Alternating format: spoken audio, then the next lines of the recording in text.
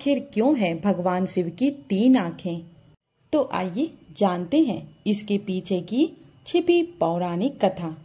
भगवान शिव को जगत का पालनहार कहा जाता है और धर्मशास्त्रों के अनुसार उनकी तीसरी आंख को बहुत ही शक्तिशाली माना गया है।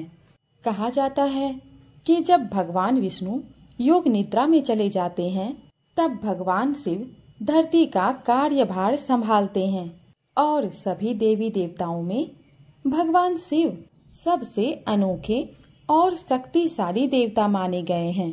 भोलेनाथ के गले में सांपों की माला, नंदी की सवारी, जटाओं से बहती गंगा, सिर पर विराजित चंद्रमा और 3 नेत्र उन्हें सभी देवताओं से अलग दर्शाते हैं।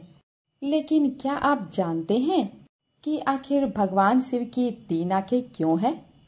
देवी देवता हो या आम मनुष्य, सभी के 2 आंखें होती है, लेकिन भगवान शिव ऐसे देवता हैं जिनकी 2 आंखें नहीं बल्कि 3 आंखें हैं।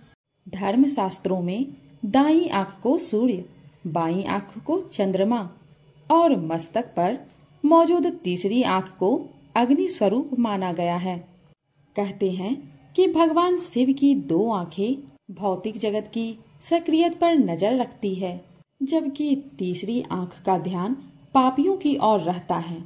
धर्मशास्त्रों में इस बात का जिक्र किया गया है कि यदि भगवान शिव की तीसरी आंख खुल जाए तो प्रलय आ सकती है। यह आंख इस बात का संकेत देती है कि सारे जगत का ना तो आदि है और ना ही अंत है। कैसे उत्पन्न हुई भगवान शिव की तीसरी आंख? धार्मिक पुराणों के अनुसार एक बार नारद जी भगवान शिव और माता पार्वती के बीच हुई बातचीत के बारे में बताते हैं, जिसमें भोलेनाथ की 3 आंखों का रहस्य छिपा हुआ है। नारद जी बताते हैं कि एक बार भगवान हिमालय पर्वत पर सभा कर रहे थे। इस सभा में सभी देवता और ऋषि मुनि मौजूद थे। तभी माता पार्वती आई और उन्होंने भोलेनाथ को परेशान करने के लिए अपने दोनों हाथों से उनकी आंखें ढक दी। जैसे ही माता पार्वती ने भगवान की आंखें पर हाथ रखी, तभी पूरी सृष्टि में अंधकार हो गया। ऐसा प्रतीत हुआ कि सूर्य देव की कोई अहमियत ही नहीं है और धरती के प्राणियों में हलचल मच गई। संसार में हुई इस हलचल की वजह से भगवान शिव व्याकुल हो उठे और उसी समय उन्होंने माथे पर एक ज्योति पुंज प्रकट किया ताकि धरती के अंधकार को दूर कर सके।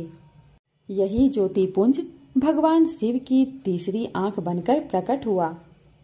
इसके बाद माता पार्वती ने जब तीसरी आंख का कारण पूछा तो भोलेनाथ ने कहा कि अगर वो तीसरी आंख उत्पन्न नहीं करते तो सारा संसार नष्ट हो जाता।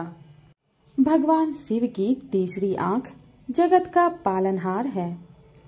तो फिर मिलूंगी ऐसे ही रोचक कहानियों के साथ। तब तक के लिए ओम नमः शिवाय।